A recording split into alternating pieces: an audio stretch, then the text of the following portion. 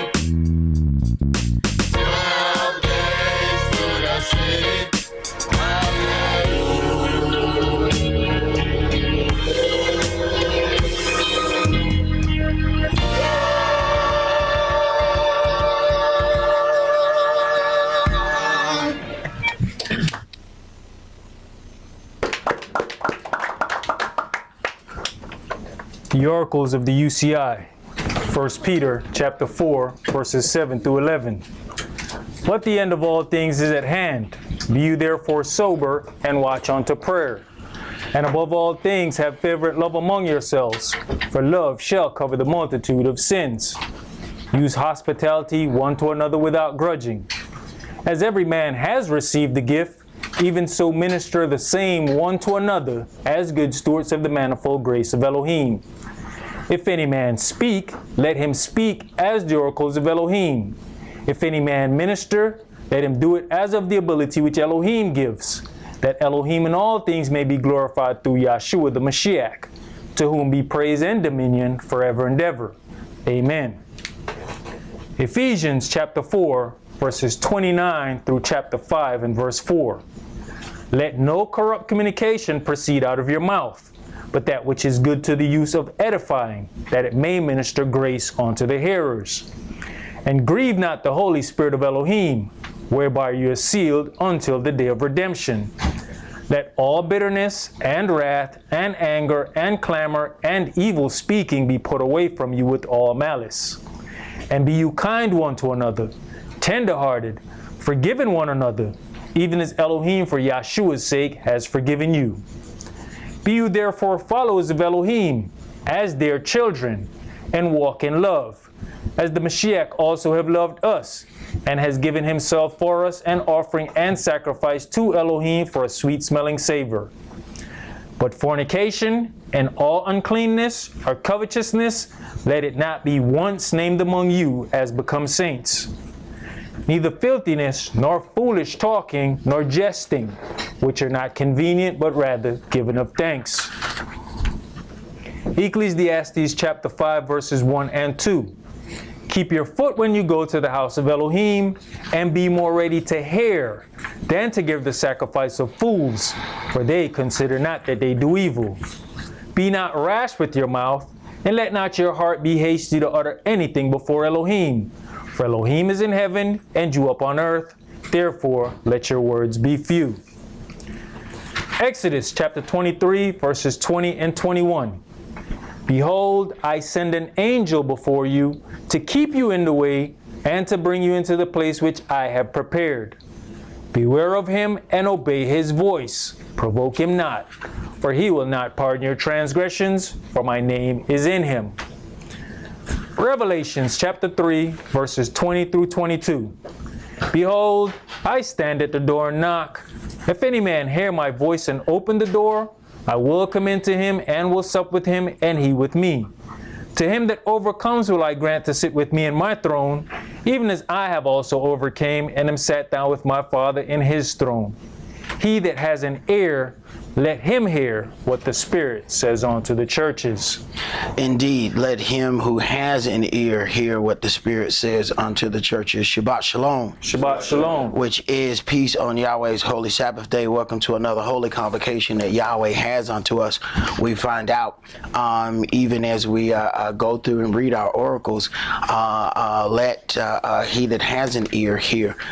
We know physically we have ears, but then we have to examine whether or not do we have spiritual ears, and if there is something that is actually blocking our ability to spiritually hear something. You can be engaged in a conversation and look in the face of an individual and tell that they're not hearing you at all. Physically they hear you, but spiritually they do not hear you at all. So at some point you can begin to realize that you are casting your pearls among swine, because they don't have the ability to hear you. So says this book. Because if there has been prescribed blindness in certain areas, then those words will not be retained in their spirit. There are certain things that have been prescribed for one reason or another. There's other things that we prescribe unto ourselves, and those things we will definitely have to deal with.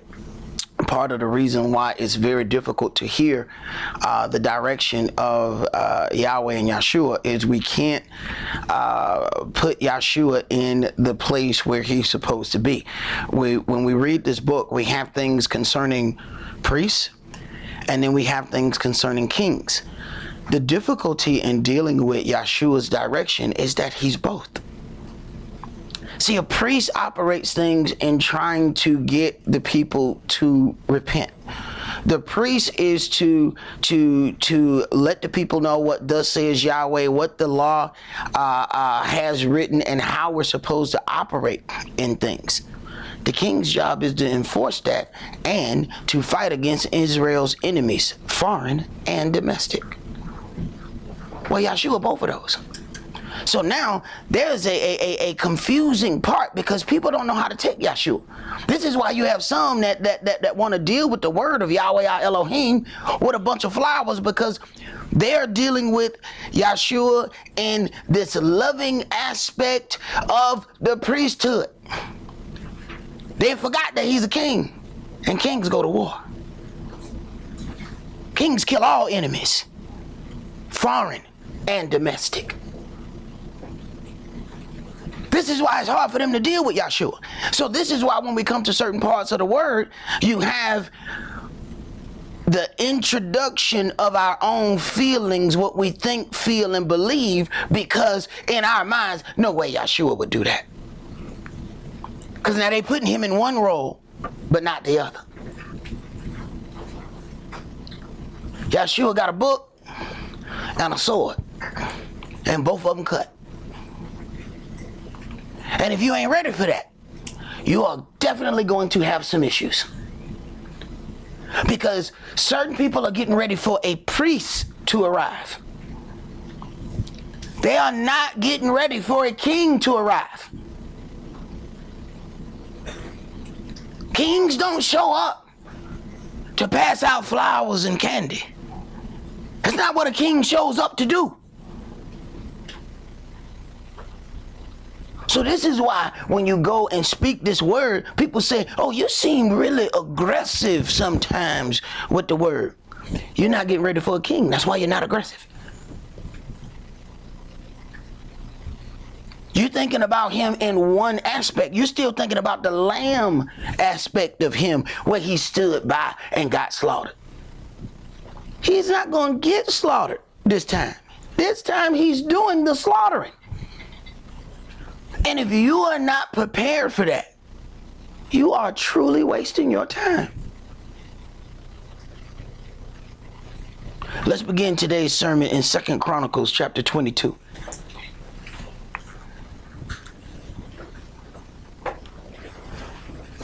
Second Chronicles chapter 22, and we're going to read verses 1 through 12. Today's sermon is entitled Rebuke, Reproof, and Reconciliation. See, all of those things go hand in hand, and these are the things that a king priest is coming to deal with. You got rebuke, you have reproof, which leads unto reconciliation.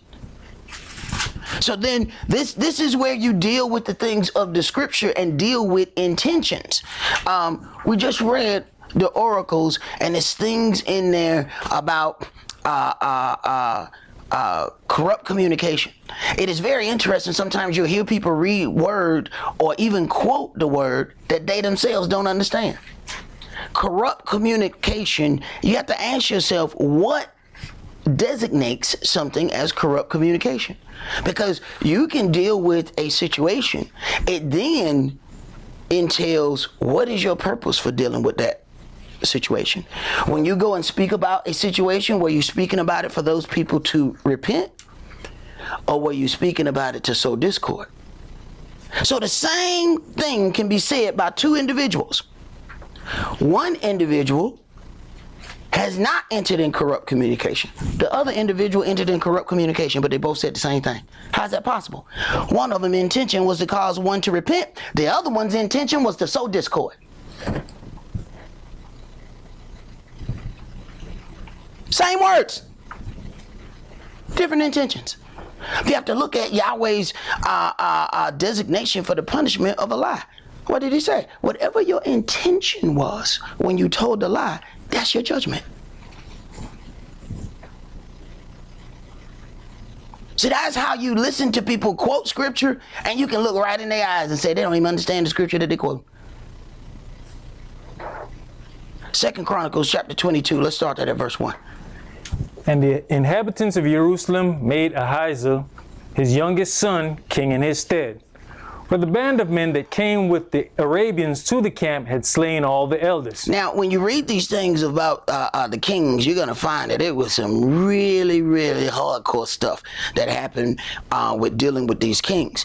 And if you separate that from Yahshua, you're going to have some problems. Because you got to understand, it's a lot of killing going on with these kings. So this is why it was confusing to people to see, why would Yahweh say he found a David, a man after his own heart? And people look at, Dawid and say, well, Dawid did some things. Dawid was over here with the king. See, you don't understand the kind of killing that the king. Dawid killed so many people that Yahweh said, you can't build my house because there's too much blood on your hands. But the fact that you wanted to, I'm going to build you a house. Kings got a different job. See, the blood they shed is not the blood of sacrifice. Priests shed a lot of blood. That's sacrificial blood. Different kind of blood. The blood that the kings shed is that atonement of Yahweh blood. Different kind of blood. But they both are shedders of blood. Go ahead. So Ahaziah, the son of Jehoram, king of Yehudah, reigned. 42 years old was Ahaziah when he began to reign. And he reigned 1 year in Jerusalem. His mother's name was Athaliah, the daughter of Omri. He also walked in the ways of the house of Ahab, for his mother was his counselor to do wickedly. His mother was his counselor to do wickedly. But see, you have a situation where her husband has been killed. She is still wanting to have that power that she had before, so she is orchestrating her son in the wicked things of the way that she's already gotten accustomed to. Go ahead. Wherefore he did evil in the sight of Yahweh like the house of Ahab, for they were his counselors after the death of his father to his destruction. They were the counselors after the death of his father to his destruction. What counselors do you have? Who are you getting information from? Are they counselors of destruction?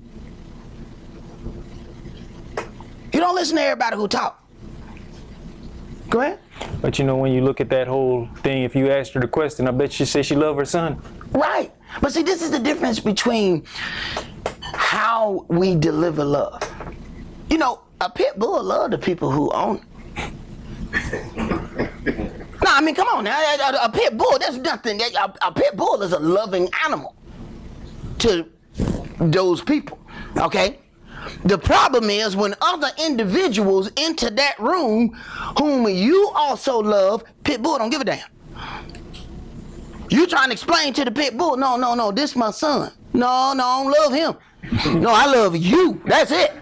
And when you get to people who have the pit bull love, they will destroy everything in your midst and won't consider that they have harmed anything. A pit bull who got love for you will kill your child, bring your deceased baby, lay it at your feet, and wag his tail. Do you see what I did for you? Do you see what I did for you?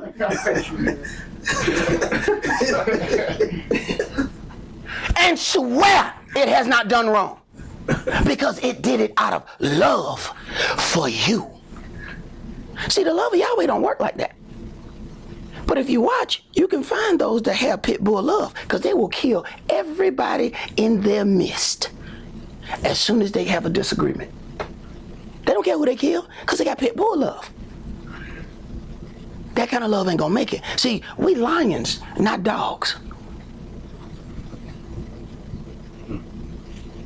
Yahshua is the Lion of Judah, not dogs.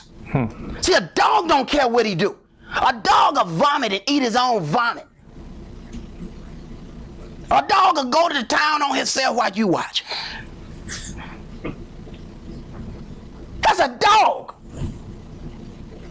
A lion is a majestic animal. Go ahead, bro. Verse 5. He walked also after their counsel, and went with Jehoram, the son of Ahab, king of Israel, to war against Hazael, the king of Syria, at Ramoth Gilead. And the Syrians smote Joram. And he returned to be healed in Jezreel because of the wounds which were given him at Ramah, when he fought with Hazael, king of Syria. And Azariah, the son of Jehoram, king of Yehudah, went down to see Jehoram, the son of Ahab, at Jezreel, because he was sick. And the destruction of Ahaziah was of Elohim by coming to Joram. For when he was come, he went out with Jehoram against Jehu, the son of Nimshi, whom Yahweh had anointed to cut off the house of Ahab. Right. You can join hands with the wrong individual and all of a sudden you get all kind of problems in your house. They got a situation that they trying to deal with and they talk you into joining them. And now your whole house is in damnation. But understand, now this is real. See, we like to put all of these things on the heathen. No. You're going to encounter those right amongst your own people. You ain't got to go outside and go find Gentiles and other nations to deal with this. All you got to do is open your eyes. You're going to see this right amongst your own folks. Go ahead. And it came to pass that when Jehu was executing judgment upon the house of Ahab, and found the princes of Yehudah and the sons of the brethren of Ahaziah that ministered to Ahaziah, he slew them. And he sought Ahaziah, and they caught him, for he was hid in Samaria, and brought him to Jehu. And when they had slain him, they buried him, because, said they, he is the son of Jehoshaphat, who sought Yahweh with all his heart. So the house of Ahaziah had no power to keep still the kingdom. Right. So if there's no power to keep the kingdom, that means all the male seed is cut off. All right. Kingship goes by lineage. If there's no power, that has been accomplished. Now, normally, if those people have done wickedly, they don't even bury them.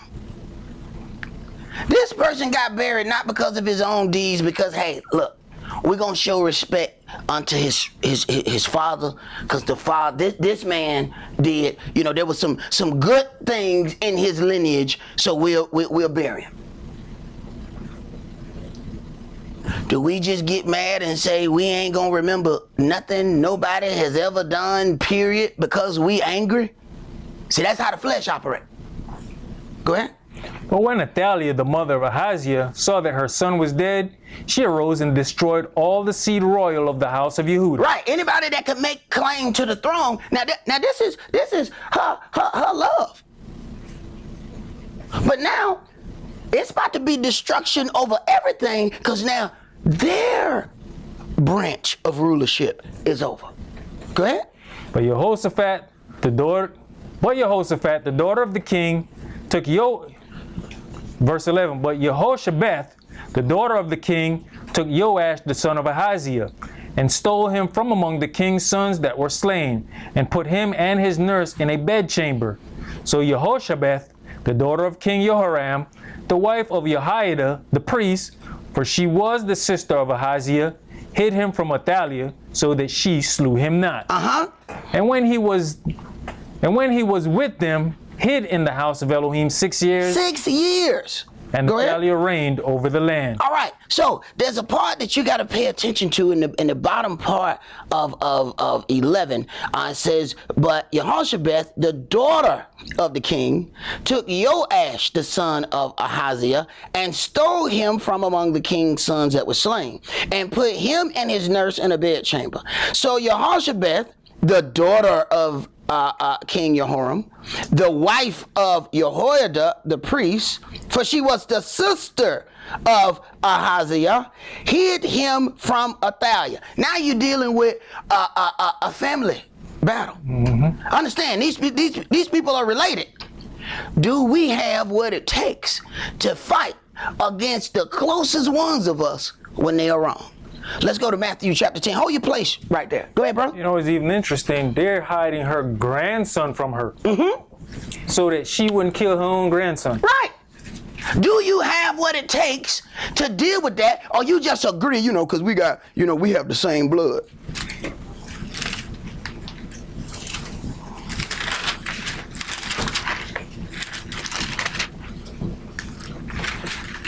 Matthew chapter 10.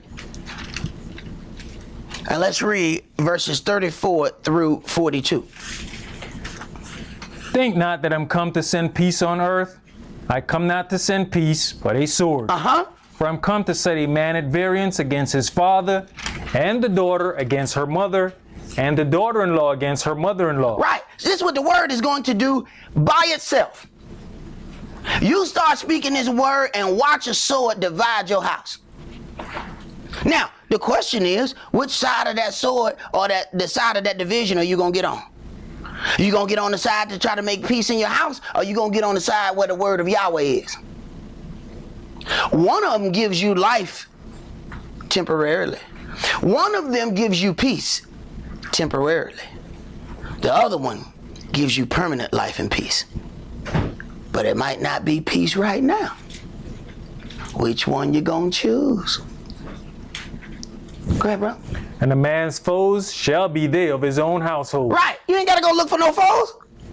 All you gotta do is open this book and the foes shall come. That's all you gotta do.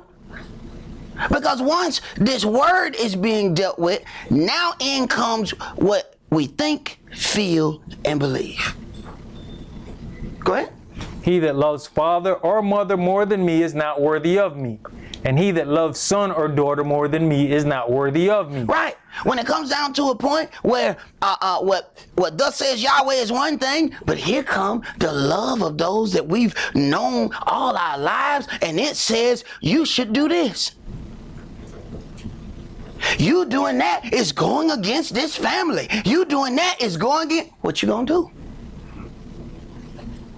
See, people thought it was a harsh thing when Yahshua said, who is my mother and my brother? They say your mother and your brother outside. He said, who's my mother and my brother? My mother and my brother are those that share this word with me. Who you talking about? See, my elder used to say, you got brothers and sisters, and then you got cousins.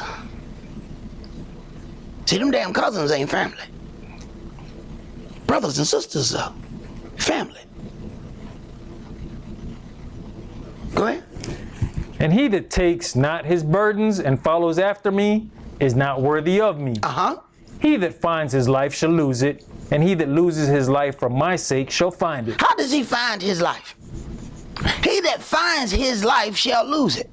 He is spending all his time, especially chief time. See, we don't understand. We know that we owe Yahweh a 10%. So you have people that, you know, that only deal with that in a monetary fashion. It's 24 hours in a day. Have you given Yahweh his 2.4? But we spend all our chief time working on our own things. This is what we do to find our life. And at the end, only find out that we done lost it. Because we put more and more time dealing with our own stuff. More and more time dealing with our own stuff. Only to find out that we done lost it. With all the time we done put in it. Still gone. That's what it's talking about. He that finds his life shall lose it. Which one you think is more precious to Yahweh? The 10% of your check? Or the 10% of your time? Or 10% of your effort? 10% of your skill? You do know when we offer our offerings unto him, you do know that stuff his, right? Like, I wouldn't have any money if it wasn't for Yahweh. So it's like a show of respect as I make my offering, as I give unto him. But I can't really give Yahweh anything that he don't have. My family expressed their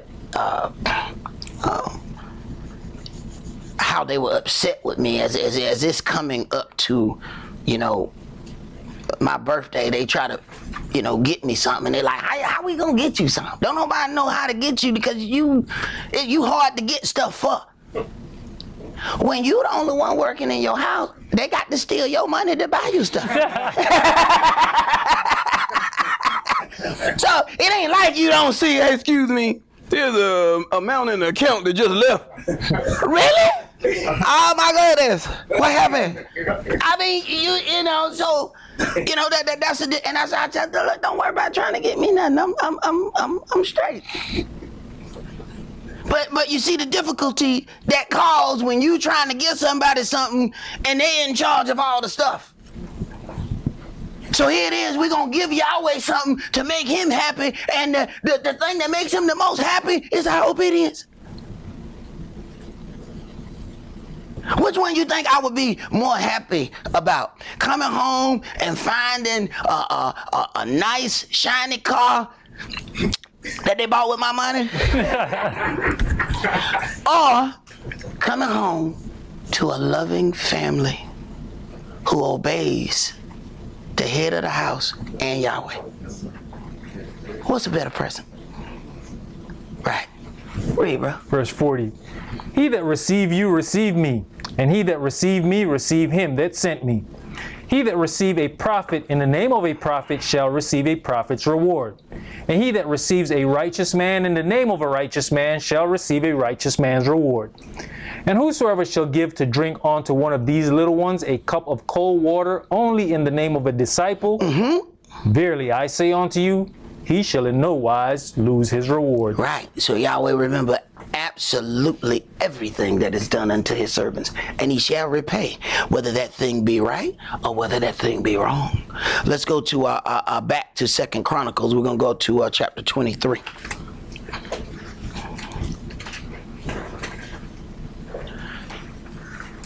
Second Chronicles 23, and let's start that at verse 1. So you find when Yahshua is saying these things about a man's enemies shall be those of his own house, you have to understand he's dealing with things from a priesthood aspect and the aspect of the kings. And you talking about, you read this stuff of these kings and you're going to find some serious murder and mayhem going on in the house of the kings. And Yahshua is not separated from that. First thing they wanted to do, they said, we have found him that was born king of the Jews. They said, let's kill him. Let's kill him. See, there's people that read the account of Yahshua and still don't understand. They wasn't trying to kill a priest. They were trying to kill a king. See, Yahshua had double-fold problems. He's got those that do not want to recognize him in the priesthood, and he has those that do not want to recognize him as king, and you have those that want to kill him for both. And how you gonna be a servant of something that you don't even understand? Go ahead, bro. 2 Chronicles chapter 23 and verse 1. And in the 7th year, Jehoiada strengthened himself and took the captains of hundreds, Azariah the son of Jehoram, and Ishmael the son of Jehonanah, and Azariah the son of Obed, and Maaseiah the son of Adiah, and Elishaphat, the son of Zechariah, into covenant with him. Okay, now, let's connect this back at verse 12 in the of the chapter. He was with them. They took the child and hid the child in the house of Elohim 6 years. Okay, then verse 1, and in the 7th year. So understand what's going on. This is the only connected heir to the throne, while the other woman is ruling after she has killed everybody out of love for her family. Go ahead. And they went about in Yehuda and gathered the Levites out of all the cities of Yehuda and the chief of the fathers of Israel, and they came to Jerusalem. And all the congregation made a covenant with the king in the house of Elohim. And he said unto them, Behold, the king's son shall reign, as Yahweh had said of the sons of Dawid. This is the thing that you shall do. A third part of you entering on the Sabbath, of the priests and of the Levites, shall be porters of the doors. And a third part shall be at the king's house, and a third part at the gate of the foundation. And all the people shall be in the courts of the house of Yah. But let none come into the house of Yah, save the priests and they that minister of the Levites. They shall go in, for they are holy. But all the people shall keep the watch of Yah. And the Levites shall compass the king round about, every man with his weapons in his hand. And whosoever else comes into the house, he shall be put to death. But be you with the king when he comes in and when he goes out. So then Jehoiada is setting this up. Understand that it's a child. Now, Jehoiada is setting this whole thing up to protect this child king. And the Levites shall compass the king round about, every man with his weapons in his hand. Whosoever else comes into the house, he shall be put to death. But be you with the king when he comes in and when he goes out. Everywhere he go, y'all go. He go to the bathroom, y'all go to the bathroom. Somebody standing on, go in there, look first. He go in, somebody standing out. Guard it all around. Go ahead. So the Levites and all Yehuda did according to all the things that Jehoiada the priest had commanded, and took every man his men that were to come in on the Sabbath, with them that were to go out on the Sabbath. For Jehoiada the priest dismissed not the courses. Moreover, Jehoiada the priest delivered to the captains of hundreds spears, and bucklers, and shields, that had been King David's, which were in the house of Elohim. And he set all the people, every man having his weapon in his hand, from the right side of the temple to the left side of the temple, along by the altar and the temple, by the king round about. And they brought out the king's son, and put upon him the crown, and gave him the testimony, and made him king. And Jehoiada and his sons anointed him, and said, Elohim save the king. Now when Athaliah had heard the noise of the people running and praising the king, she came to the people into the house of Yah. And she looked, and behold, the king stood at his pillar at the entering in, and the princes and the trumpets by the king. And all the people of the land rejoiced, and sounded with trumpets, also the singers with instruments of music, and such as taught to sing praise. Then Athaliah rent her clothes and said, Treason, treason. You find something interesting? The one who has killed everybody is the one who yells out treason. See, it was treason because now it has gone against her rulership. It has gone against her. It wasn't treason when she was killing everybody. Because see, that was done out of love for her immediate family. Go ahead. Then Jehoiada the priest brought out the captains of hundreds that were set over the host, and said unto them, Have her forth of the ranges, and whoso follows her, let him be slain with the sword. Whosoever follows her, let him be slain with the sword. See, you can follow something and end up following yourself right into death. Go ahead. For the priest said, Slay her not in the house of Yah. So they laid hands on her. And when she was come to the entering of the horse gate by the king's house, they slew her there. And Jehoiada made a covenant between him and between all the people, and between the king, that they should be Yahweh's people. So understand, you have a priest that is making this happen for a child. His own family want to kill him. Okay? Go ahead. And all the people went to the house of Baal, and brake it down, and brake his altars and his images in pieces, and slew Matan the priest of Baal before the altars. Also Jehoiada appointed the offices of the house of Yah by the hand of the priests, the Levites, whom David had distributed in the house of Yah, to offer the burnt offerings of Yah, as it is written in the law of Moshe, with rejoicing and with singing, as it was ordained by David. And he set the porters at the gates of the house of Yah, that none which was unclean in anything should enter in. And he took the captains of hundreds, and the nobles, and the governors of the people, and all the people of the land, and brought down the king from the house of Yah. Now, understand, a lot of this stuff that Jehoiada the priest is doing, he is showing and directing the king in doing things because he's not old enough to really be able to do all of these things. So the beginning of his rule is being done by another man. Everything he has is because of this priest. Go ahead. And they came through the high gate into the king's house, and set the king upon the throne of the kingdom. And all the people of the land rejoiced, and the city was quiet. After that, they had slain Athaliah with the sword. Now consider, if he has the power to do all of these things, to set up the rulership of this young king, you know he got the power to take it himself, right? Consider that. He has the power to take it himself. He's not taking it. He's doing all of this to set up the rightful person, even though that rightful person is a child. Now, that child's family is trying to off him so they would have the rightful claim to the throne. Keep going, next chapter. Joash was 7 years old when he began to reign, and he reigned 40 years in Jerusalem. Now, 40 years is a long time. See, just enough time for Jake to be forgetful. See, this is where you find who is Israel and who's Jake. You watch how they deal with things. 7 years old when he began to reign. Man, we got children in here over 7 years old. Imagine one of these kids that be running down the hall. I need you, no, hold on now. I'm talking about one of these 7-year-old kids. Imagine, yes, running down the hall with a scepter. First of all, a couple of us gonna die because he gonna stab us with it. You understand? With just running down the hall full speed with a scepter.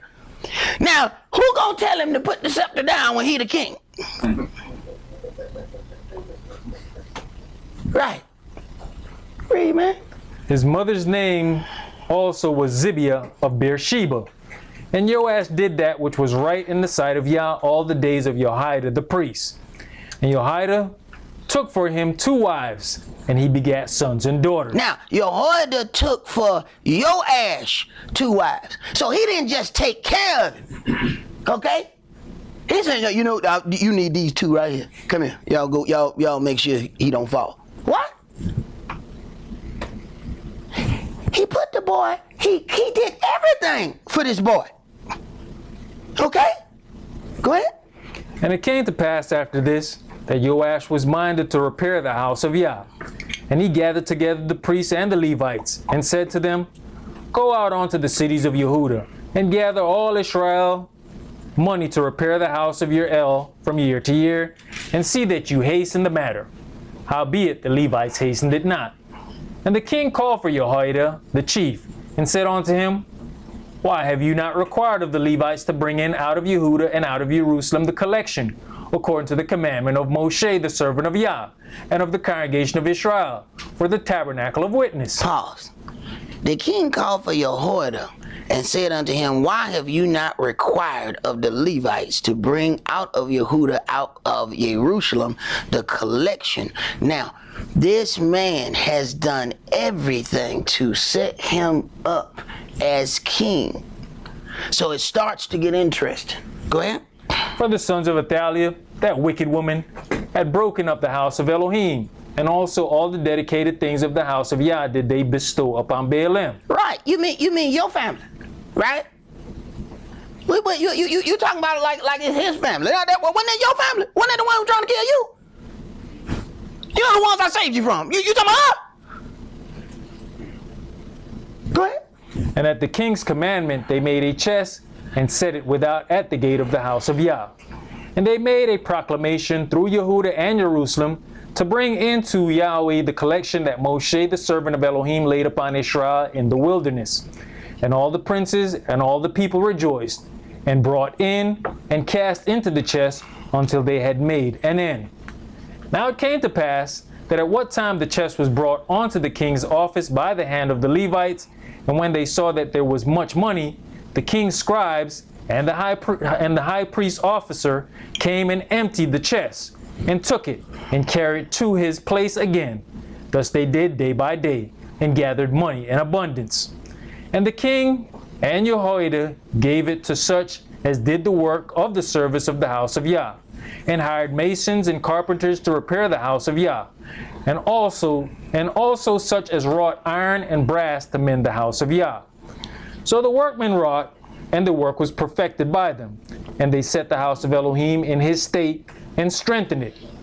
And when they had finished it, they brought the rest of the money before the king and Jehoiada, whereof were made vessels for the house of Yah, even vessels to minister, and to offer withal, and spoons, and vessels of gold and silver.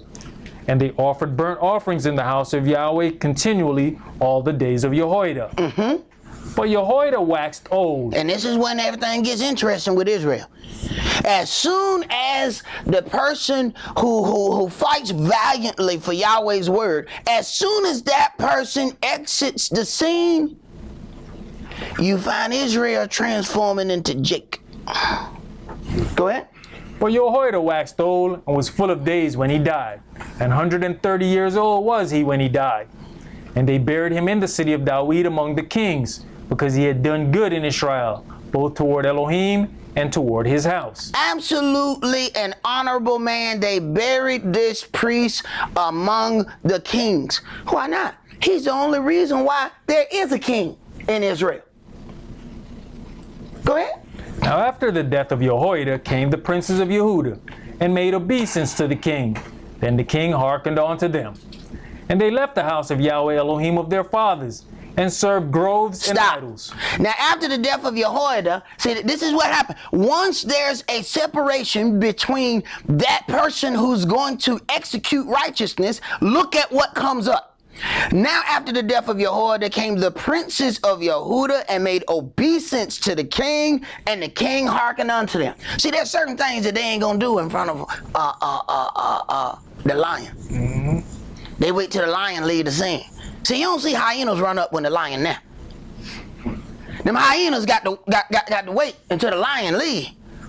Then here they come to take the prey. So once the lion leaves, here come the hyena princes, and now he off up into some other stuff. Go ahead. And wrath came upon Yehuda and Jerusalem for this, their trespass. Now, these princes came, presented some things, because see, that's how the adversary, the devil, does. They come and present some things. They like to come separately. It's like when I learned very quickly when my elder was alive, when people would pull me aside and they want to talk and they want to say, pause. There's an old lion up there with a big gray mane. Let's go talk to him about those things. All of a sudden it stopped. No. Say that to the big lion that up there. That gray bearded one. I know he looks like a little frail man, but watch this. Go ahead, go tell him. I'm gonna stand back here behind the tree. Go. They would never do that.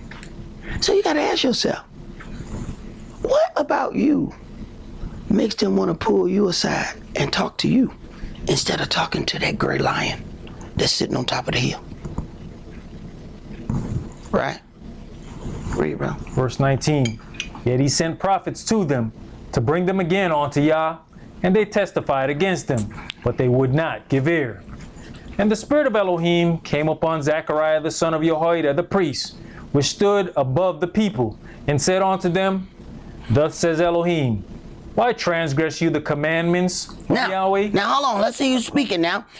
Zechariah, and the spirit of Elohim came upon Zechariah, the spirit of Elohim. Okay, I need you to pay attention. The spirit of Elohim has led him to speak. The son of Jehoiada, you know, the man who put the priest in his office, protected him, nourished him, went and got him 2 wives.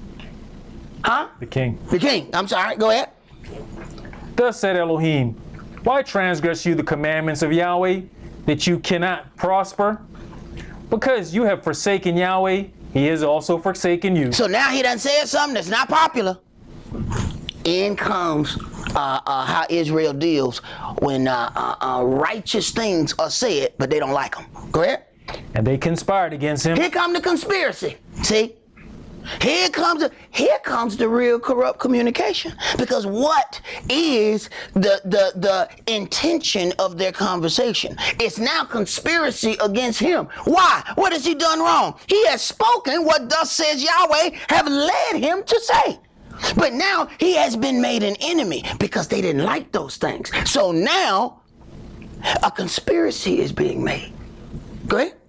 And they stoned him with stones at the commandment of the king in the court of the house of Yah. The commandment of the king. So first it was a conspiracy, because he had spoken righteous words. Now the king commands him to be stoned. Keep reading.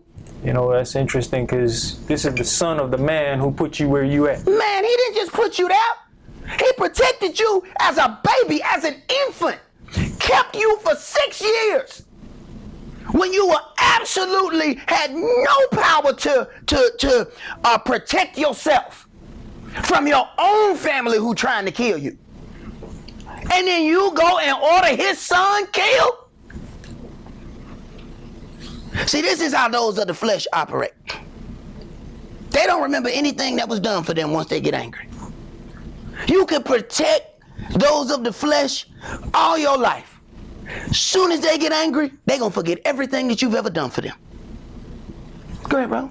Thus Joash the king remembered not the kindness which Jehoiada his father had done to him, but slew his son. And when he died, he said, Yahweh look upon it and require it. And it came to pass at the end of the year that the host of Syria came up against him. And they came to Yehuda and Jerusalem and destroyed all the princes of the people from among the people and sent all the spoil of them unto the king of Damascus. Now understand, this wasn't just Jehoiada in this. Understand, Jehoiada's wife was one of the ones who was doing all of these things. So their family is intricately involved. What do you think their family feel like? Understanding that they have done all these things for this individual. And this person ordered a priest to be stoned. What do you think the rest of their family is feeling? Go ahead. You know, even with that, like you brought that up about the wife.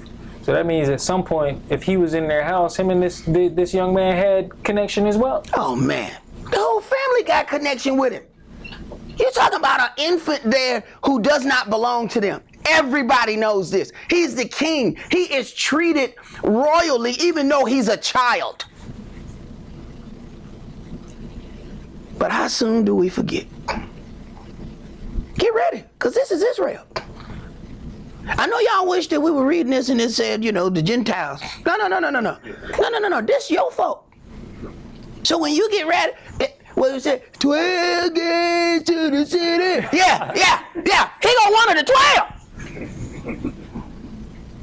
You ready for that?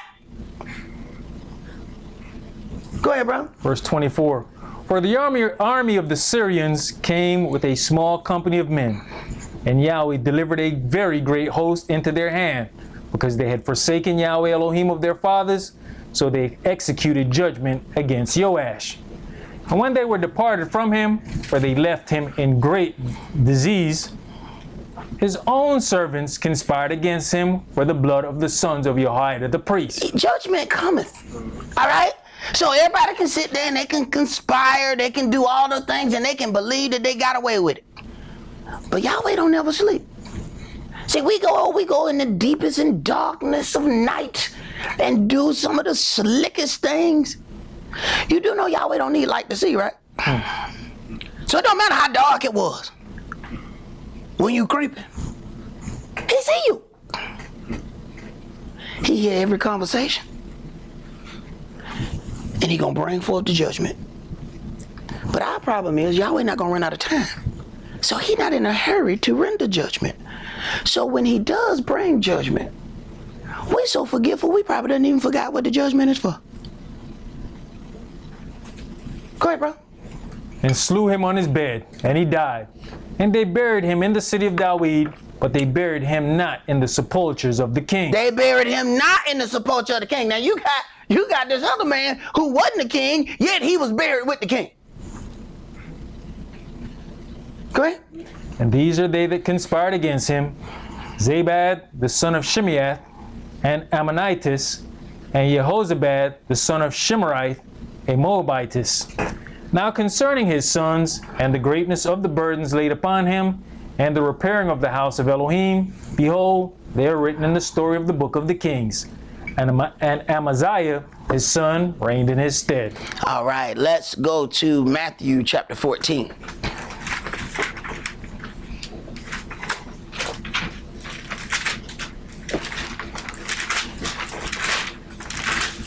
See, speaking the word of Yahweh your Elohim can get dangerous among those of the flesh.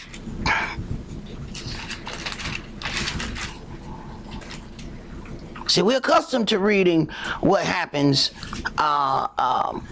amongst the heathen when we speak the word. We have to get accustomed to what happens among Israel who have a heathen heart.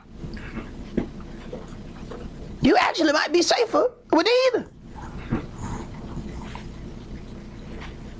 Matthew chapter 14, let's read verses 1 through 12. At that time, Herod the Tetrarch heard of the fame of Yahshua, and said unto his servants, This is Yohanan the Baptist. He is risen from the dead, and therefore mighty works do show forth themselves in him. For Herod had laid hold on Yohanan, and bound him, and put him in prison for Herodias' sake, his brother Philip's wife. For Yohanan had said unto him, It is not lawful for you to have her. It is not lawful for you to have her. Now he has become an enemy. Why? Because he spoke the truth. Go ahead. And when he would have put him to death, he feared the multitude, because they counted him as a prophet. But make no mistake, he is locked up because he spoke the truth about a situation, saying, hey, how you got your brother's wife, but your brother over there? Can't nobody convinced that there's something wrong. What happened? Here you stand, there your brother go, yet you with his wife. There's something wrong with this situation. And for that, he became an enemy. See? When you cut Israel off from the things that they want to do, you become the enemy. Go ahead. But when Herod's birthday was kept, the daughter of Herodias danced before them, and pleased Herod. Whereupon he promised with an oath to give her whatsoever she would ask. Right, and sometimes people put this evil on the birthday. This ain't got nothing to do with the birthday. What this got something to do with speaking up for righteousness' sake. This was all about killing a righteous man who had the gumption to say what was right. It ain't right for you to have her. You know that's wicked. Hey man, we can go all the way in the beginning in Genesis. Before we had a law, wasn't they like, hey man, why you ain't tell me she was your wife? Mm-hmm. This is common among men. We didn't need no written law to understand that. That was the law of the earth. So it was real simple to say, bruh, what are you doing? They're like, oh yeah, kill him. Mm-hmm. You don't sit here and tell me I can't hear. You know, and imagine, now the woman is ticked off too. She the one that really orchestrates the thing, cause now he done called me out. Did he just call me a hoe? He just called me out. We're gonna have his head. Right. So you got a man dead because he spoke the word of Yahweh. Read. And she, being before instructed of her mother, said, Give me here Yohanan Baptist's head and a charger. Boy, them counselors or something, ain't they? You see what happened when you get counselors and you got a wicked counselor? They give you wicked counsel on every turn. Every turn, here come their wicked counsel. Do this. If I was you, I would do it like this. Go ahead. And the king was sorry, nevertheless, for the oath's sake, and them which sat with him at meat, he commanded it to be given her. For pride. For pride. Let's just define that for what it is. For pride, I didn't want to disagree in front of people, because I ain't gonna, disagree with the woman while people watching, we'll talk about it later. After the head rolled down the hill. Right. Did you finish that, brother? And he sent and beheaded Yohanan in prison. And his head was brought in a charger and given to the damsel, and she brought it to her mother. And his disciples came and took up the body and buried it and went and told Yahshua. All right. Read this, the note on the next graphic for me, brother. Leviticus chapter 18 and verse 16. You shall not uncover the nakedness of your brother, of your brother's wife, it is your brother's nakedness. You shall not uncover the nakedness of your brother's wife. It is your brother's nakedness. The word he spoke wasn't his. He is hated for Yahweh's sake. He's not hated because of his own dealings. They make those dealings his. That wasn't his dealing. That was Yahweh's word, and he's being hated and killed because of it. Let's go to Ezekiel chapter 2.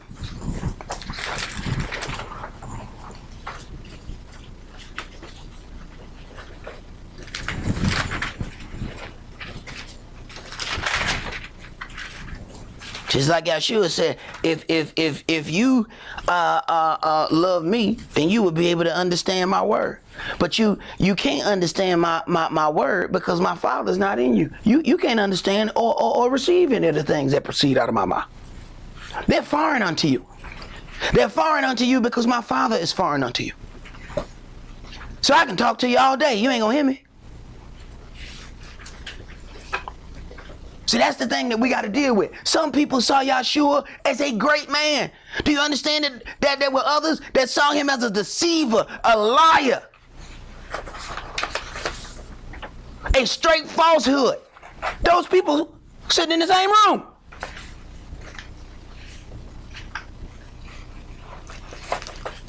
Then some were persuaded by others. Yeah, that deceiver. Remember that deceiver said, yeah, we're going to rise on the third day. Yeah, go down there, man, and guard that thing. Yeah, that deceiver. Other people were convinced by other people's talk. Corrupt communication. Because see, what was the intention of their talk? Right. Ezekiel chapter 2. And let's start that at verse 1. And he said unto me, Son of man, stand upon your feet, and I'll speak unto you. And the Spirit entered into me when he spake unto me, and set me upon my feet. And I heard him that spake unto me. And he said unto me, Son of man, I send you to the children of Israel, to a rebellious nation that has rebelled against me. They and their fathers have transgressed against me, even unto this very day. Right. See, these are the things that you don't hear if you go to the moderate Hebrew camps. See, they just want to sing and dance all day and talk about the tribes all day, every Sabbath. It's just tribe this and tribe that. Yahweh said something wrong with how y'all deal with things. And if we ain't gonna deal with that, why are you even called by the name of Israel? Go ahead. For they are impudent children and stiff-hearted. I do send you unto them, and you shall say unto them, Thus says the Adonai Yah. And they, whether they will hear or whether they will forbear, for they are a rebellious house. They are a rebellious house. I'm telling you about the people I'm about to send you to. Oh, you about to send me to the Gentiles? No, I'm going to send you to your people. Oh, really? Uh-huh. Yeah. Oh, yeah, they're going to have on kufis and long garments and everything. But they're the most rebellious people you ever did want to see. Have the nicest clothes. Look at that. Oh, my God, you look smashing. Read, brother. Yet shall know that there has been a prophet among them. And you, son of man, be not afraid of them. Neither be afraid of their words. Uh-huh. Though briars and thorns be with you. Right. He had to get him ready. I'm telling you about the people that I'm about to send you to. All right? Don't be afraid of them. Because they'll destroy you. They like dogs. They sense fear. You start running, you know the dog chase you even more. The dog like, is he about to run? Is he about to run? You know what I'm saying? Dog wasn't gonna chase you. But when he saw you look like he about to run. I'm about to get him now. Go ahead. And you does well among scorpions. Be not afraid of their words, nor be dismayed at their looks, though they be a rebellious house. Right. Don't let their looks do. They look at you and they mean mug you, you look right back. What? What? The righteous are as bold as a lion. We ain't going nowhere. Read, bro. And you shall speak my words unto them, whether they will hear, whether they will forbear. Whose words? Yahweh's words. So it proves that they hate Yahweh. Go ahead. For they are most rebellious. But you, son of man, hear what I say unto you. Be not you rebellious like that rebellious house. Now you can be rebellious by deciding you ain't gonna say, You know what? I just want to be nice. I don't want to say that because it may hurt somebody's feelings. Oh, I don't want to hurt nobody's feelings. Oh, I don't want to hurt nobody's feelings. Read, man. Open your mouth and eat that I gave you. Right. Open your mouth. Read, bro.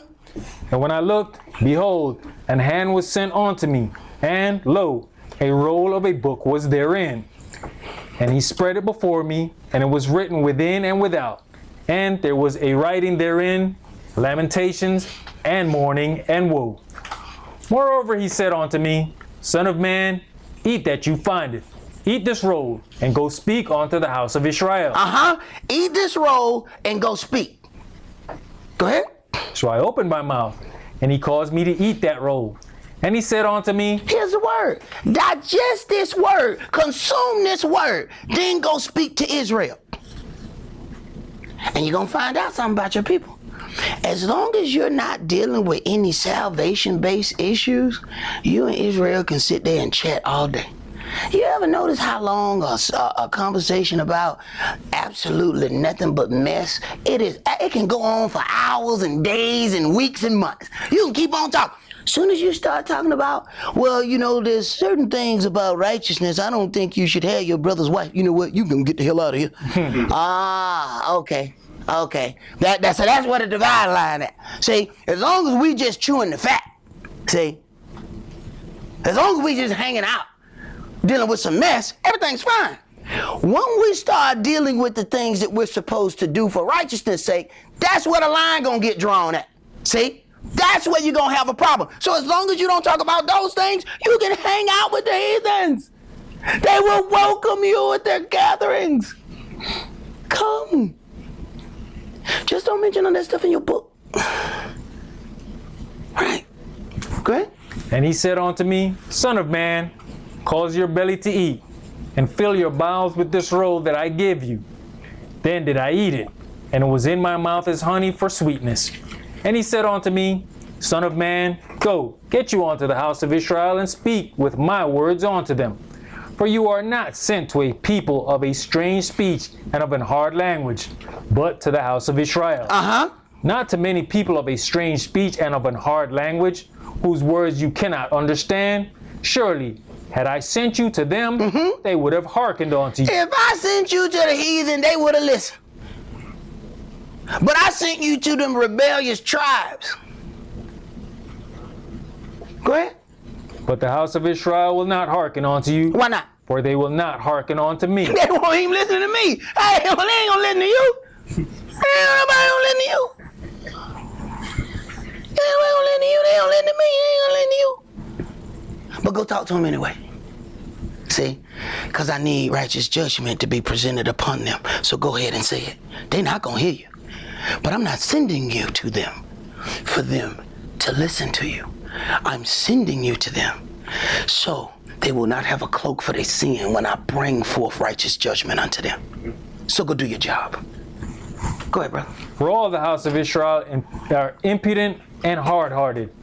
Behold, I have made your face strong against their faces, and your forehead strong against their foreheads.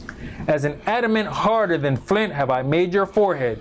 Fear them not, neither be dismayed at their looks, though they be a rebellious house. Why you have to keep telling the servant that? Apparently Israel got looks that can kill. Israel just look at people, and they just fall out and die. You know, he has to tell him. Hey, look, telling you now. Hey man, when we went to teach in that prison, and we had to sit there and look at hey, y'all think y'all be making some faces. Hey, it was people there who wanted to hear Hebrew teachings. But there was some people there who didn't. And they was all in the same room, and they've been working out for the last 3 years. And they looking at us. Woo, woo, woo, woo, woo, woo. It was interesting. Go ahead, bro. Verse 10. Moreover, he said unto me, Son of man, all my words that I shall speak unto you receive in your heart, and hear with your ears. And go, get you to them of the captivity, unto the children of your people, and speak unto them, and tell them, Thus says the Adonai Yah, whether they will hear or whether they will forbear. Then the Spirit took me up, and I heard behind me a voice of a great rushing, saying, Blessed be the glory of Yahweh from his place. I heard also the noise of the wings of the living creatures that touched one another, and the noise of the wheels over against them, and a noise of a great rushing. So the Spirit lifted me up and took me away, and I went in bitterness in the heart of my spirit. In the heat of my spirit. In the heat of my spirit, pardon me, but the hand of Yahweh was strong upon me. Then I came to them of the captivity at Tel Abib, that dwelt by the river of Chebar, and I sat where they sat, and remained there astonished among them 7 days. And it came to pass at the end of 7 days that the word of Yah came unto me, saying, Son of man, I have made you a watchman unto the house of Israel.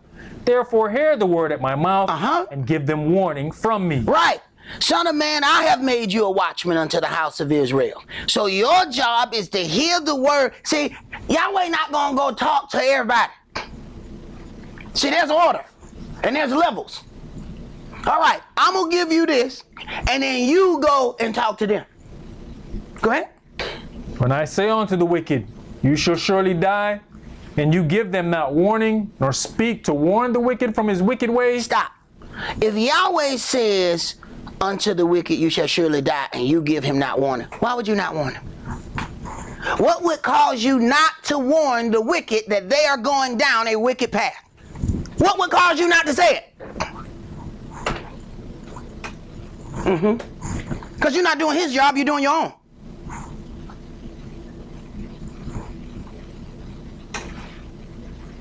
Go ahead.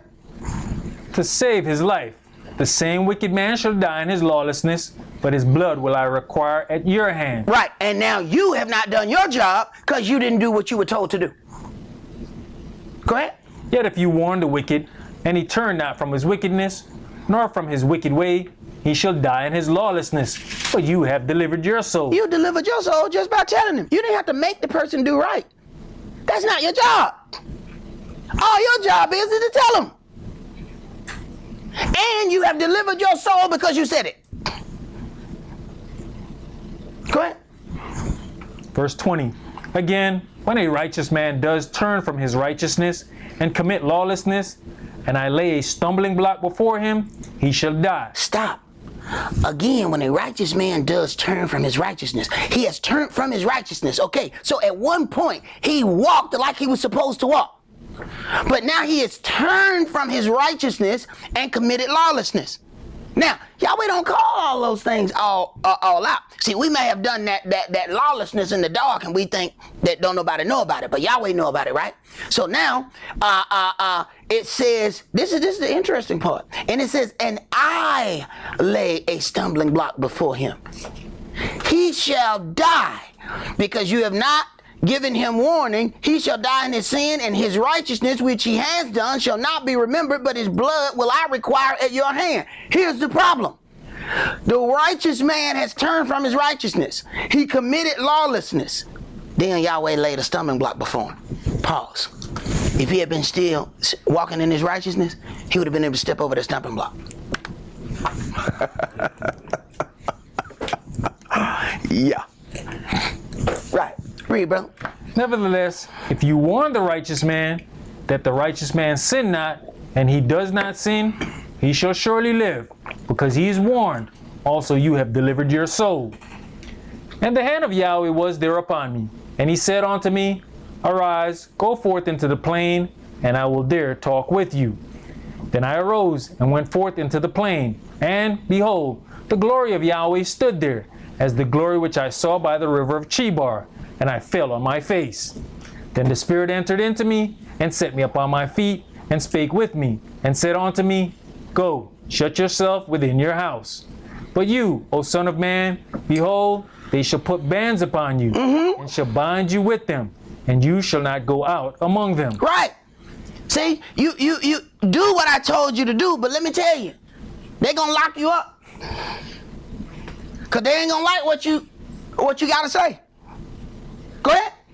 And I will make your tongue cleave to the roof of your mouth, that you shall be dumb, and shall not be to them a reprover, for they are a rebellious house. Once you have been so rebellious, Yahweh brings a reprover to come, but once they stay in rebellion, Yahweh now closes his mouth and will not allow him to reprove them anymore, because now they are not worthy of repentance. See, people think that door to Yahweh's forgiveness is going to always be open. No, it ain't. It was open to start with. Once they got to a certain point, he said, don't talk no more.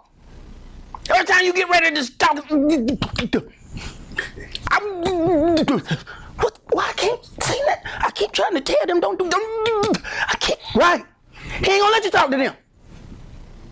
They have had their opportunity is now gone. They're going to die in them sins. But it won't be because they didn't have an opportunity. They just wasted all their opportunities. Go ahead. But when I speak with you, I will open your mouth.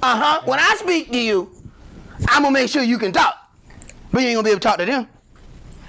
And you know, if you got a watchman and his job is to talk and all of a sudden he can't talk, you better believe something wrong. This dude been talking to us and we know all of a sudden we go in there, we say shalom, he just look at her. What's wrong with him? Go ahead. And you shall say unto them, thus says the Adonai Yah, he that hears, let him hear, and he that forbeareth, let him forbear. For they are a rebellious house. Right. He that will hear, let him hear. And if he won't, then, hey, let it be what it's going to be. Let's go to Amos chapter 5.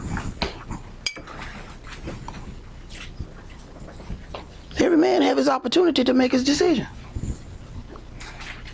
He said, hey, it's free will. Let him make his decision. If he will hear, let him hear.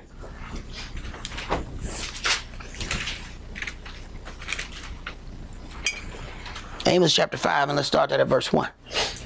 Hear you this word, which I take up against you, even a lamentation, O house of Israel. The virgin of Israel is fallen. She shall no more rise. She's forsaken upon her land.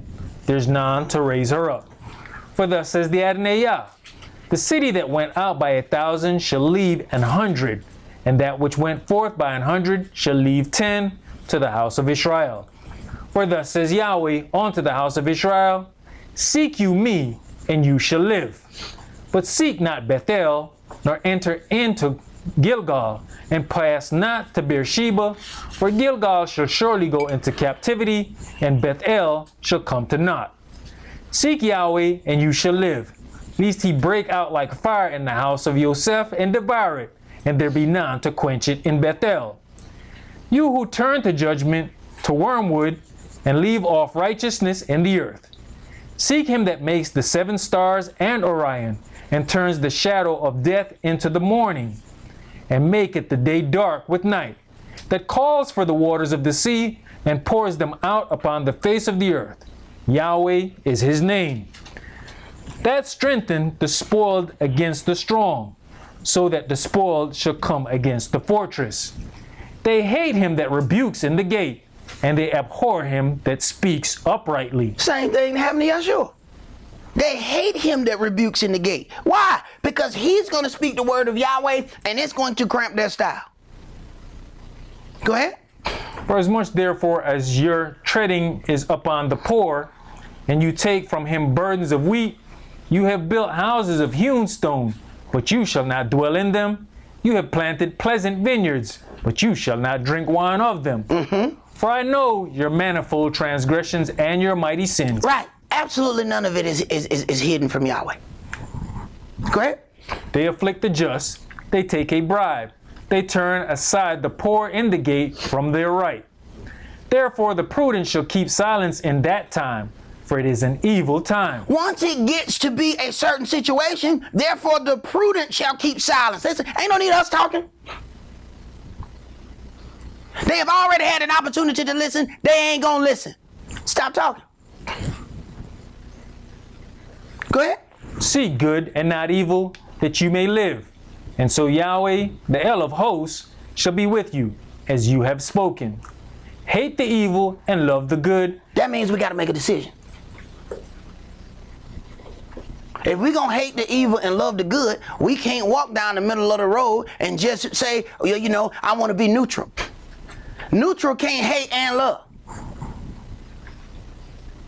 You got to pick which things you hate and which things you love. Neutral can't do that. See, drive is going forward, reverse is going backwards. Both of those are in gear. You got to pick which way you going to go. Neutral, you just coasting whichever way the hill is.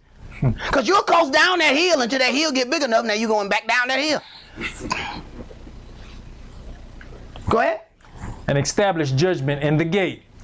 It may be that Yahweh El of hosts will be gracious unto the remnant of Yosef. Therefore Yahweh, the El of hosts, the Adonai, says thus, wailing shall be in all streets, and they shall say in all the highways, alas, alas, and they shall call the husbandmen to mourning, and such as are skillful of lamentation to wailing.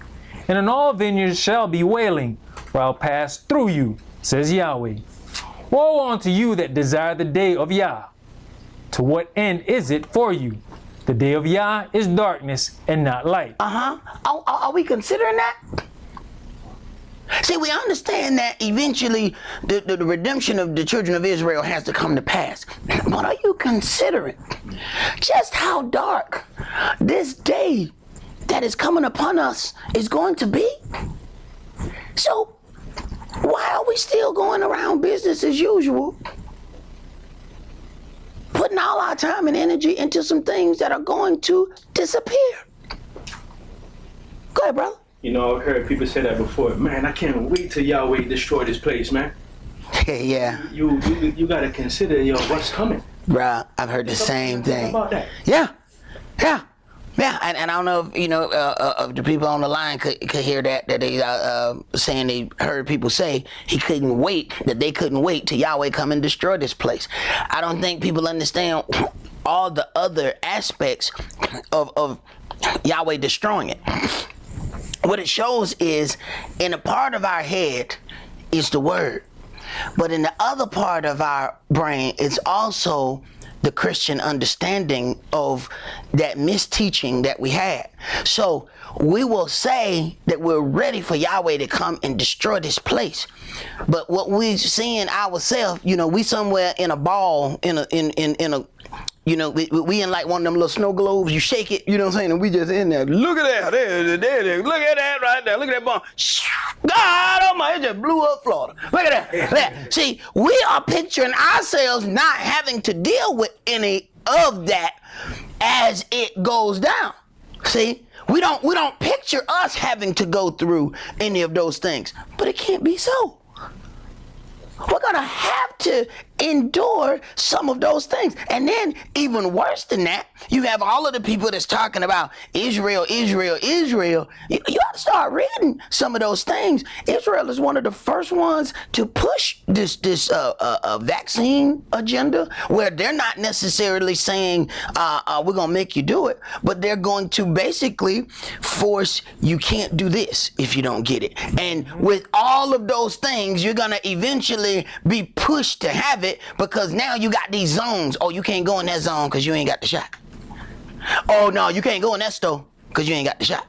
Oh, you can't do that. So we're talking about all of these things, and these people don't want us there anyway. So thinking that we're going to come out of here and go right to Israel is a figment of somebody's imagination. So then you got to deal with the travel period of us getting there. So you got people who spent their whole time studying Hebrew, and we might have to go through 12 countries before we get to a place where they speak Hebrew.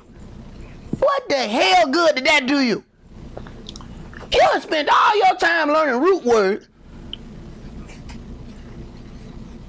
but we got to go through lands where people speak Arabic. How about learn that?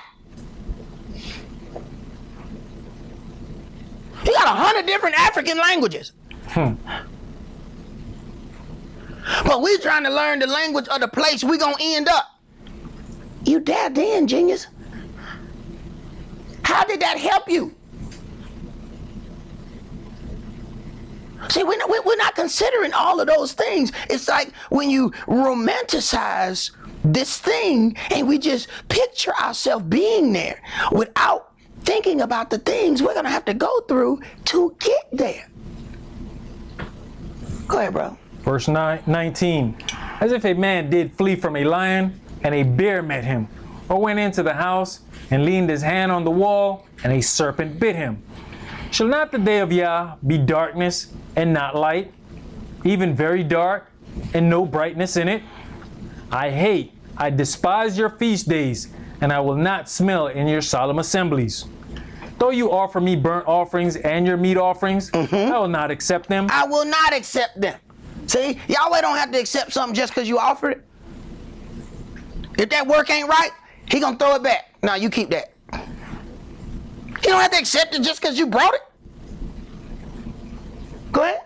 Neither will I regard the peace offerings of your fat beasts. Take you away from me the noise of your songs. I will not hear the melody of your viols, for I will not hear the melody of your viols. But let judgment run down as waters, and righteousness as a mighty stream. Have you offered unto me sacrifice and offerings in the wilderness 40 years, O house of Israel? But you have borne the tabernacle of your Moloch and Chayun, your images, the star of your God, which you made to yourselves. Right, and people walk around and say it's the Star of David. Star of David is Yahshua. They already been worshiping that star. Go ahead. Therefore will I cause you to go into captivity beyond Damascus, says Yahweh, whose name is the El of Hosts. All right, brother, read the definition in the next graphic, please.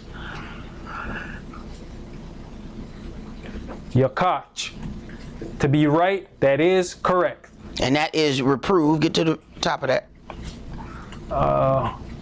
Reprove H3198. Yakach, to be right, that is correct. Reciprocally, to argue. Causatively, to decide, justify, or convict. Appoint, argue, chasten, convince, correct, correction. Daysman, dispute, judge, maintain, plead, reason together, rebuke. So you find rebuke even in the definition of reprove, and these are all the things that Yahshua is set to do. So if we're having a problem with reproof and rebuke, now you have to consider the great problem we're going to have when Yahshua gets here. Ain't no more practice when he get here. It's game time. So all you ain't figured out when he get here, you ain't going to figure out. You can't figure out how to throw the ball the day of the championship. How you hold this thing? You put your hand by the laces? This the championship game. You trying to figure out how to hold the ball? Go ahead. Reprover, surely in any wise. Reprove from G1651, which is Greek. Elingok, of uncertain affinity, to confute, admonish, convict, convince, tell a fault. Tell a fault. Go ahead. Rebuke, reprove. Go to the next graphic. Go to the next definition there. Amos chapter 8 and verse 11. Behold, the day is come, says the Adonai Yah, that I will send a famine in the land, not a famine of bread, nor a thirst for water, but of hearing the words of Yah. But of hearing the words of Yah, there shall be a famine. Not that it's not available. It's a famine in hearing. Go ahead. And they shall wander from sea to sea, and from the north even to the east. They shall run to and fro to seek the word of Yah, and shall not find it. Right. This is part of that situation of why you find individuals going from congregation to congregation, because they got to keep trying to find somewhere where they can hear word that doesn't bother them. See, if you're reading the word of Yahweh and nothing cuts you, nothing pushes you to make a change, you got some serious issues. Let's go to 2 Timothy chapter 4.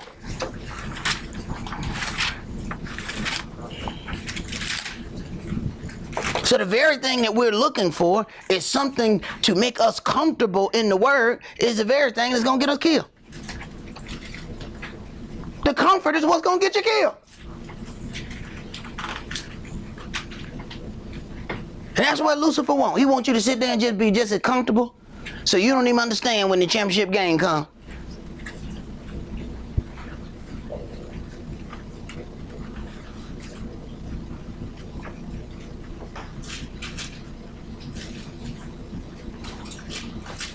Second Timothy chapter 4, and let's start at verse 1. I charge you therefore before Elohim and the Adonai Yahshua the Anointed One, who shall judge the quick and the dead at his appearing and his kingdom. Preach the word, be instant in season, out of season. Reprove, rebuke, exhort with all long suffering and doctrine. With all long suffering and doctrine. This is the instruction that's being given to the people about what they're supposed to do. Preach the word. Be instant in season, out of season. Reprove, rebuke, exhort with all long suffering and doctrine. But when you do that, you're going to find fault. Or they're going to find fault with you. And everybody keep looking like, yeah, that's sock job. Hold on. Yahweh putting that up to a term. Sooner or later, that job finna be given to you because that's going to multiply in the earth. So you can keep looking at, thinking that, oh, I'm the only one that's going to deal with that situation of what happens when you reprove and rebuke. Your turn coming. Your turn on its way. Go ahead. For the time will come when they will not endure sound doctrine. But after their own lust shall they heap to themselves teachers having itching ears. Yes, having those itching ears, it caused them to be wandering stars, going from this place to that place. Their ears itching, they want to hear something else different. And as soon as they hear something that doesn't agree with how they think, feel, and believe, got to go up and go somewhere else. Then got to get up and go somewhere else. I watched the situation when my elder passed away where 55 people left after he passed away.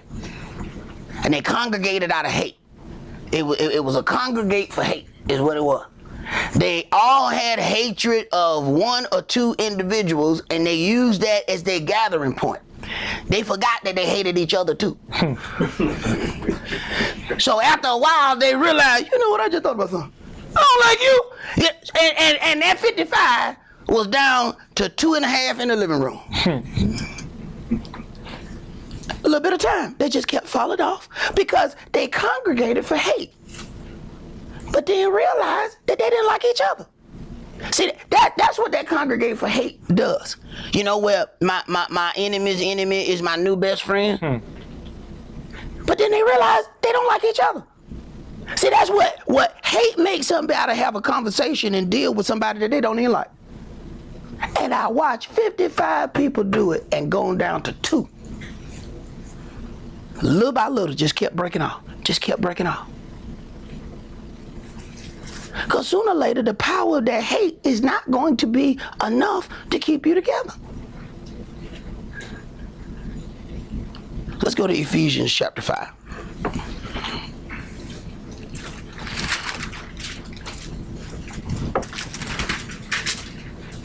If we wait to hear rebuke and reproof when Yahshua arrives, we're going to have some issues.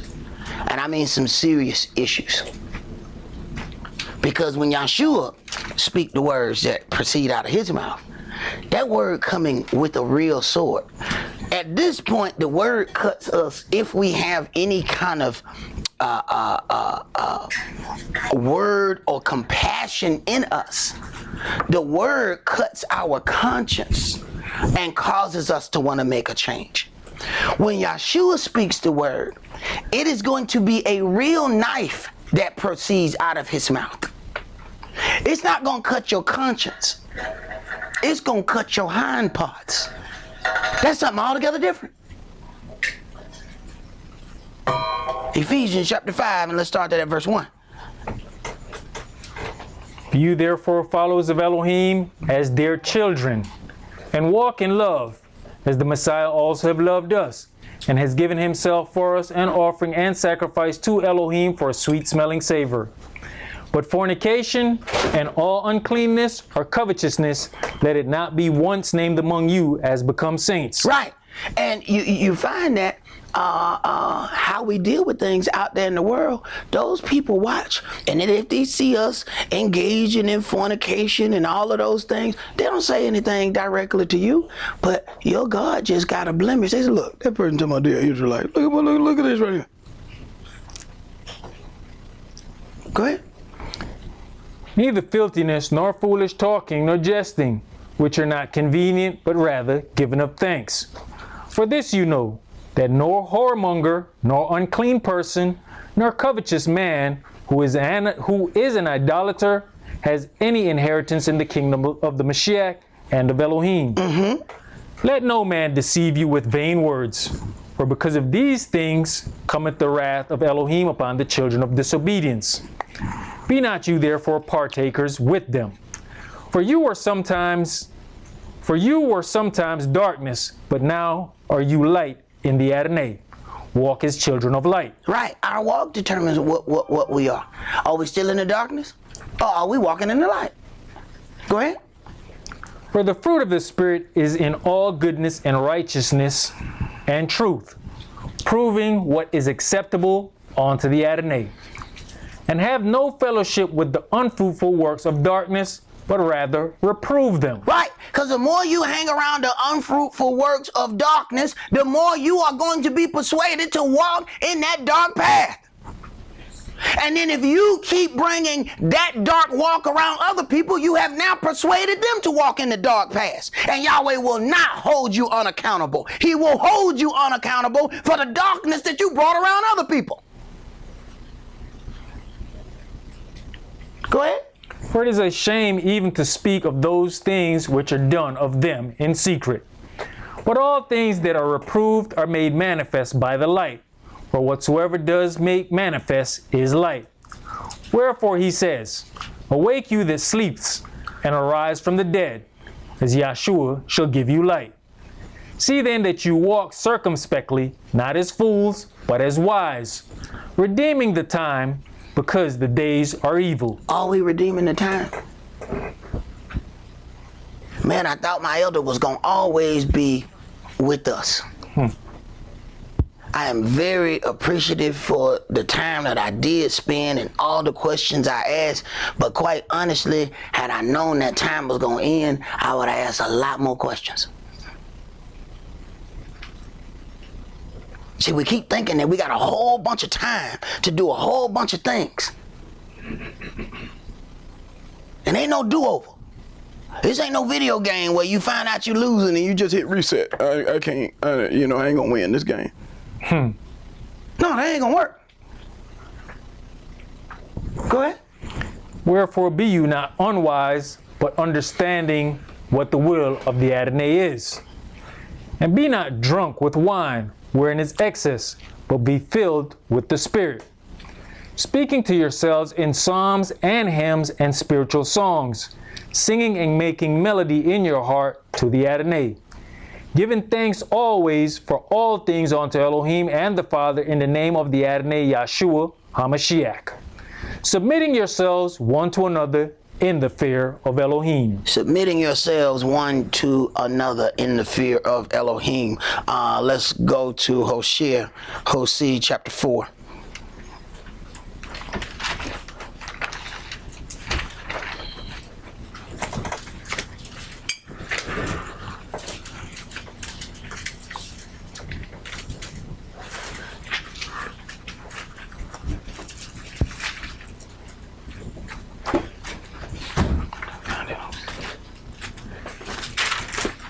Uh, 9:23.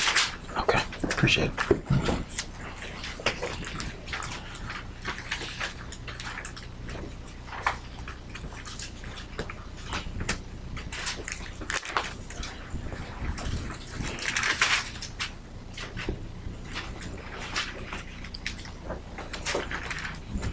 Hosea chapter 4, and let's start at verse 1. Hear the word of Yahweh, you children of Israel. For Yahweh has a controversy with the inhabitants of the land. because there is no truth, nor mercy, nor knowledge of El in the land. Right. If we're not going to do the things that he has asked us to do in the land, there's no need of us even trying.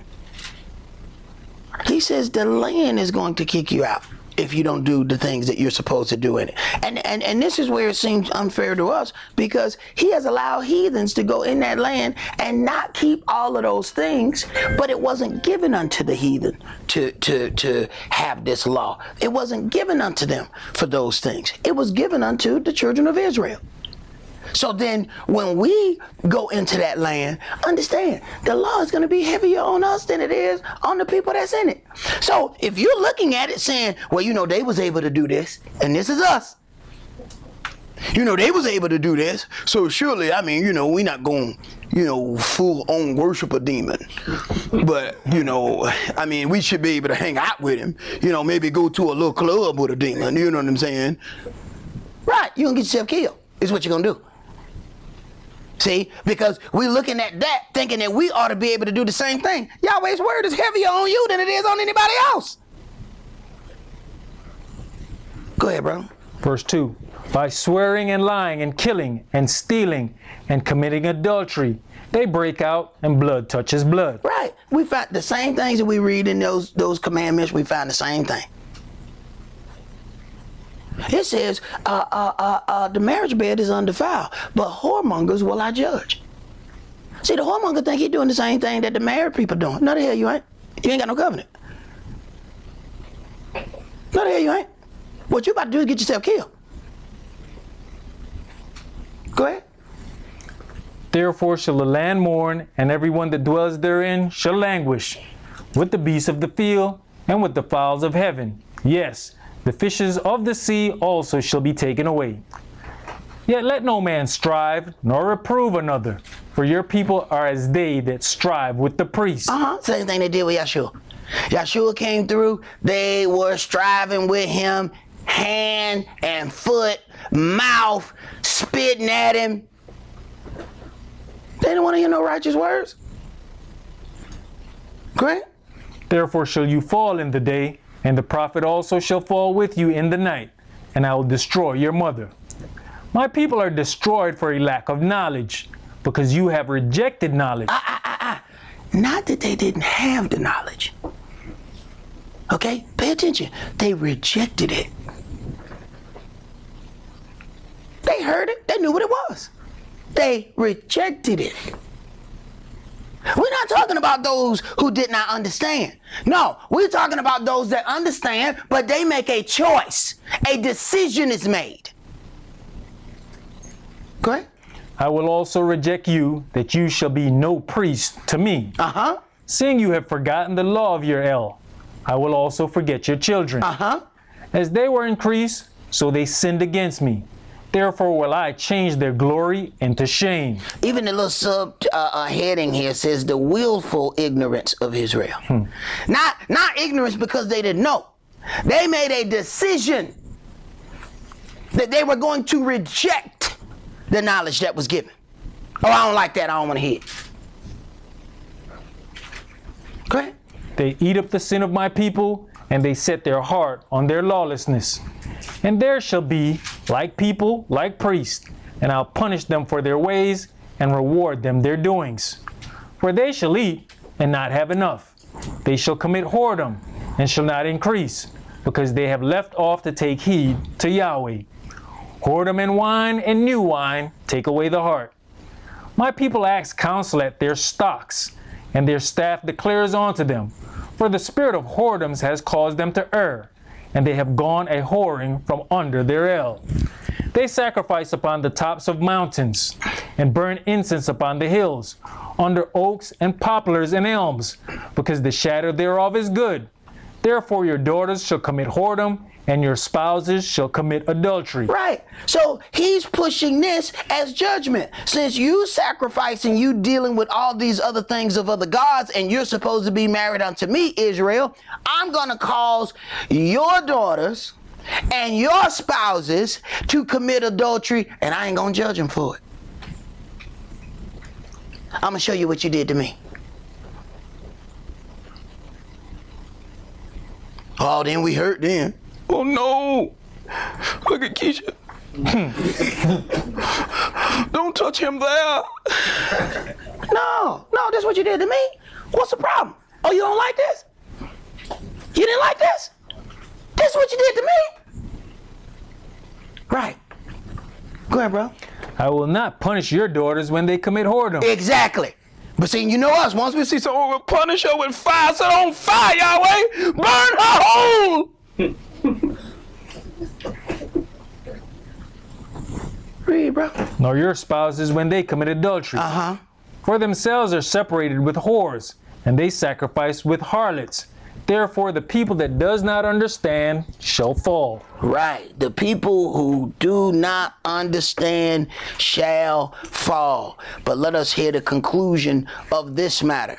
As it is written, but with righteousness shall he judge the poor, and reprove with equity for the meek of the earth. And he shall smite the earth with the rod of his mouth, and with the breath of his lips shall he slay the wicked. And righteousness shall be the girdle of his loins, and faithfulness the girdle of his reins. When we read this, it says he shall smite the earth with the rod of his mouth and with the breath of his lips. This is the word that he's speaking. But that word is not going to be a word that we haven't heard before. If you allow the word to do what it needs to do now, you don't have to worry about being slain when Yahshua speaks it. He's not coming and speaking a different word. That would not be righteous judgment. If he then comes and speaks a word that you have not heard, then you have not had an opportunity to repent. So the very word that he says, it's not going to be foreign unto us. It's going to be the same things that people turn their nose up at right today. The very things that make people go, we make a face at everything we don't like. Ain't nobody trying to hear that. Them the same words he gonna speak. If you let it deal with you now, then when that sword come out of his mouth, you get to watch it go by you. That sword gonna get somebody. Every sword and every word that proceeds out of his mouth is going to perform its intention. You just need to make sure that it is not intended for you. That's all that we're going to do for today. Remember the Sabbath to keep it holy. Shabbat shalom. Shabbat shalom.